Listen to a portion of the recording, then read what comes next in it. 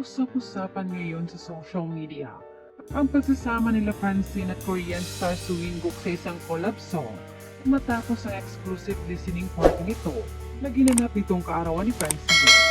Marami ang napasa noon at kinahangaan ng marami nang ipalam ng management ang hindi inaasahang collaboration ng young actress na si Francine Diaz na kahit papanay nakarating na sa Koreang career ng young actress.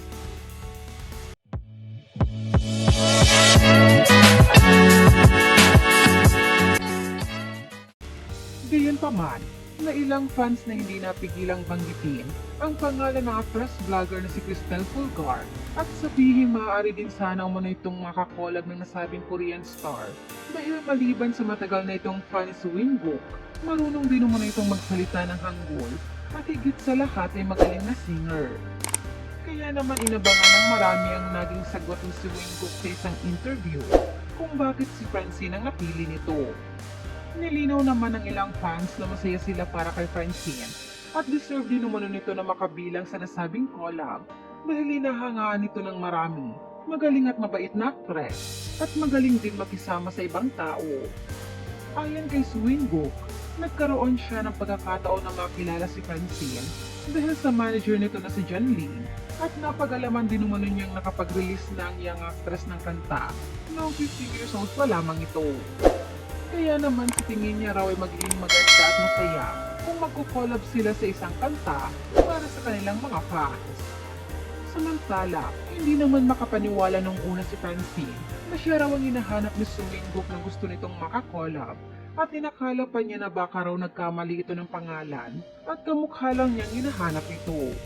Mga pahayag ni Francine, saying yes to this collaboration, hindi siya mahirap for me.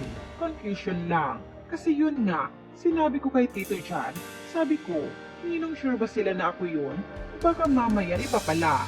Baka kamukha ko lang yung gusto niyang ka-collab. But no daw, kasi he really wanted to do the collab with me. Sa kabilang dako nga, maaalalang nagkaroon ng issue si Cristel sa Korean Technical Director noon ng meet and greet ni Suinguk dito sa Pilipinas ng nakaraang taon dahil on the spot siyang pinalitan bilang host ng nasabing event.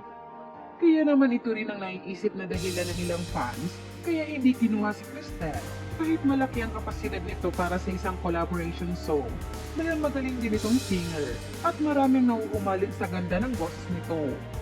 Gayunpaman, nakasuporta pa rin ng maraming fans kay Francine at magiging masaya raw sila kung magkikita at magiging magkaibigan sila ni Cristel lalo't pareho silang diehard fan ng nasabing Korean star na si Suinguk. Narito ilan sa mga komento ng mga netizens tungkol dito. If there would be anyone na I expected na makolab ni Suinguk, si Cristel Fulgar. Bukod sa she's a big fan of Suinguk, she's a singer talaga, and she really has a nice voice. Grabe naman yan, Chin.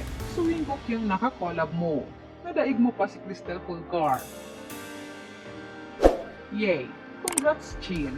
Proud of you! Sana si Ate Cristel Fulgar din makakolab ni Suinguk next. Kasi diehard fan talaga. Baka mag-isa yun pag nagkataon.